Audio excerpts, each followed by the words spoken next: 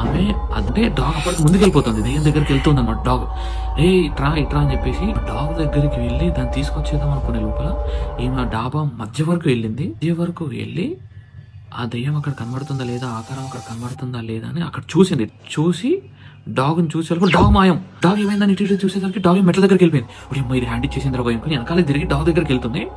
Main rule ఏంటంటే బేసికల్ దెయ్యం కనిపించినప్పుడు దెయ్యానికి వీపు చూపించకూడదు. ఓకే, సో ఈమె చూపించింది. సో ఇట్లా డాగ్ దగ్గరికి నడుచుకుంటా వెళ్తుంది ఫాస్ట్ గా. దెయ్యం ఈమె బాడీ దగ్గర ఇట్లా పట్టుకునేటట్టు ఇట్లా అనేసింది అనమాట. ఇక్కడ ఏదో తగిలినట్టు అనిపించింది.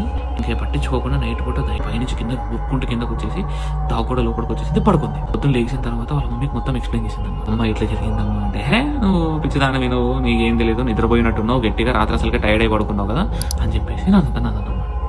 టైర్డ్ అయి ఉంది కదా అని అనేసరికి నమ్మలేదు. ఓకే, ఏమైతే నమ్ముతుంది కానీ తల్లి మాత్రం నమ్మట్లేదు. నమ్మినా కానీ నమ్మనట్టు నటించాలి కదా, సోదరు తల్లి కూడా భయపడుతుంది కదా. ఆ తర్వాత ఏం జరిగింది, ఏమి సరే అని చెప్పి స్నానం చేయడానికి వెళ్ళింది. ఓకే, స్నానం చేయడానికి వెళ్తే షవర్ ఆన్ చేయగానే చిచ్చు అని పెట్టి షోల్డర్ మీద మొత్తం మంటలేస్తుంది అనమాట. ఏందని చూస్తే చిన్న దెబ్బ లెక్క ఉందన్నమాట. నిద్రలో గీరుకుంటున్నట్టు చూసి అట్లా దెబ్బ లెక్క ఉందన్నమాట, గీరినట్టు. ఇగో అమ్మ చూడు ఇట్లా అయింది అంటే, నిద్రలో నువ్వు డొల్లుతా ఉంటావు, నీకు అవ్వదా అని చెప్పేసి అన్నదన్నమాట తల్లి. సో ఇప్పటికీ ఆ అమ్మాయికి డౌట్, ఇది నా లైఫ్లో నిజంగా జరిగిందా ఆర్ కలనా? What do you think much? Please mention down the comment section and జై శ్రీరామ్ టైప్ చేయండి.